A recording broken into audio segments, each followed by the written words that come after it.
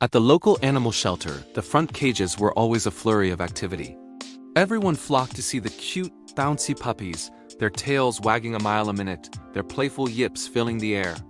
It was a parade of pure joy, and one by one, these puppies found their forever homes. But if you walked a little further, to the very back of the shelter, you'd find a small, quiet cage.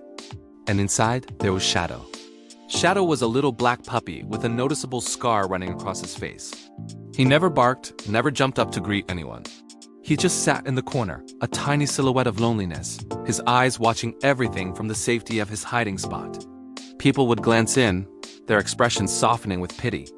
"Oh, that one looks so sad," they'd murmur, and then they'd move on, drawn back to the cheerful energy at the front. Days turned into weeks, and weeks turned into months. Shadow watched as countless other dogs, big and small, old and young, found their families. He saw them leave, tails held high, on their way to a new life filled with love and warmth. He stayed. The hope in his eyes began to dim, and he retreated even further into his shell. The volunteers worried he might never find a home.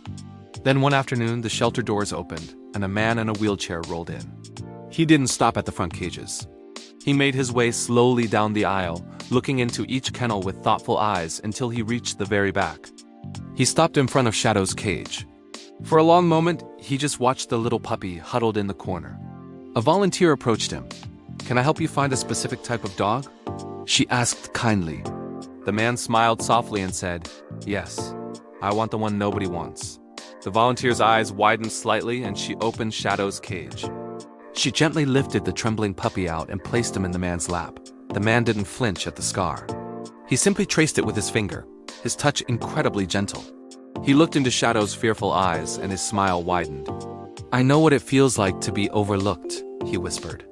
"I know what it's like to have scars that people see first. But I see you, buddy. I really see you." And then something amazing happened. Shadow, who had never shown affection to anyone, leaned forward and licked the man's hand. A small, tentative wag started at the base of his tail, then another, and another, until his whole body was wiggling with a joy he had never known.